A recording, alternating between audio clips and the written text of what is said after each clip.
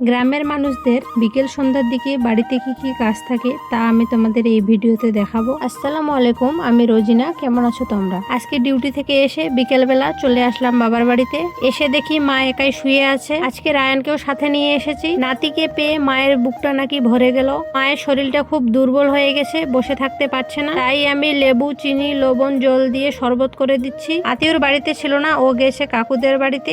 আমি এসে ফোন করাতে ও এখন আসলো, আর সাথে এসেছে রাওয়া। আমি রায়ানকে ওদের হাতে দিয়ে দিলাম। এবার বাড়ি কিছু কাজ আছে, সেটা ঝটপট করে সেরে ফেলবো। মা অসুস্থ, তাই ঘর বাড়ি সব এলোমেলো হয়ে পড়ে আছে। বাবা আর ভাই যতটা পেরেছে করেছে, তাই আমি এখন বাড়িঘর ঝাড় দিয়ে পরিষ্কার করে নিব।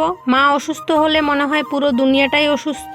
মা হচ্ছে সেই মানুষটা যার কাছে এসে আমরা শান্তির নিঃশ্বাস নিতে পারি। বাইরে থেকে এসে আগে মাকে খুঁজি, মাকে দেখলে মনটা শান্ত হয়ে যায়। মা আমাদের থাকা, খাওয়া, ভালো মন্দ, সুখ দুঃখের খবর রাখে। মুখ দেখেই মনের অবস্থা বুঝে যায়। সকাল থেকে রাত পর্যন্ত আমাদের জন্য কত কাজ করে, তাও দিন শেষে শুনতে হয় তুমি সারাদিন করো কি। এদিকে আমার মায়ের একটা মুরগি বাচ্চা ফুটিয়েছে। সেই মুরগি আর ওর বাচ্চাগুলোকে এখন আমি চাল দিব খেতে, তাই ডেকে নিয়ে আসলাম। যে জামা কাপড়গুলো শুকাতে দেওয়া ছিল সেগুলো এখন তুলে রাখবো। বারান্দাটা পরিষ্কার করে একটা পাটি বিছিয়ে দিলাম, আর মাকে বললাম এখানে শুয়ে থাকতে। এবার আঙিনাটা ভালো করে ঝাঁটা দিয়ে ঝাড় দিয়ে দিব। মায়ের সাথে গল্প করতে করতে আমি একটা একটা করে কাজ করে নিচ্ছি। আর এদিকে রায়ানকে ওর মামুজান নিয়ে গেছে বাইরে বেড়াতে। আজকে দুপুর থেকে বৃষ্টি হচ্ছে, তাই আমাদের গরুটা বাড়িতেই বাঁধা আছে। এখন গরুর গোবরগুলো তুলে ফেলে দিব, আর জায়গাটা ভালো করে ঝাড় দিয়ে পরিষ্কার করে নিব। তার সাথে বাড়ির বাইরের ফাঁকা জায়গাটাও ঝাঁটা দিয়ে ঝাড় দিয়ে দিলাম। এদিকে সন্ধ্যা নেমে আসছে, তাই হাঁস, মুরগি, ছাগল সব নিজের নিজের ঘরে ঢুকে যাবে। মা বলল সবার প্রথমে এই মুরগিটা আর ওর বাচ্চাগুলাকে এই টবের মধ্যে ঢাকিয়ে রাখতে। আমি তাই করলাম। এদিকে দেখি আমার মায়ের হাঁসের বাচ্চাগুলো চলে এসেছে। ওরা নিজে নিজেই ঢুকে যায়, কিন্তু কেউ কেউ বুঝতে পারে না, তাই একজনকে এখানে দাঁড়িয়ে থাকতে হয়।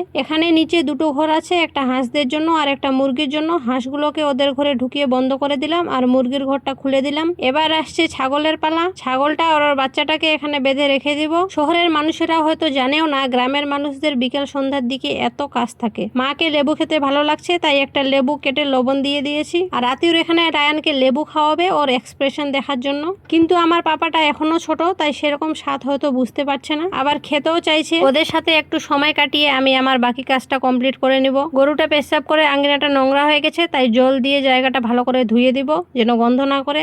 রায়ানকে ওর নানিজানের কাছে রেখে আতিউর কিছু পেয়ারা পেড়ে নিয়ে আসলো, আর একটা পেয়ারা নিয়ে আমার পাপাটা এখানে খেলছে। আমার কাজ শেষ, আর এইসব কাজই গ্রামের প্রত্যেকটা মহিলা বিকেল সন্ধ্যার দিকে করে থাকে। তোমরা কারা কারা গ্রাম থেকে দেখছো অবশ্যই কমেন্টে জানাবে, আর তোমরাও কি এসব কাজ করো জানাবে।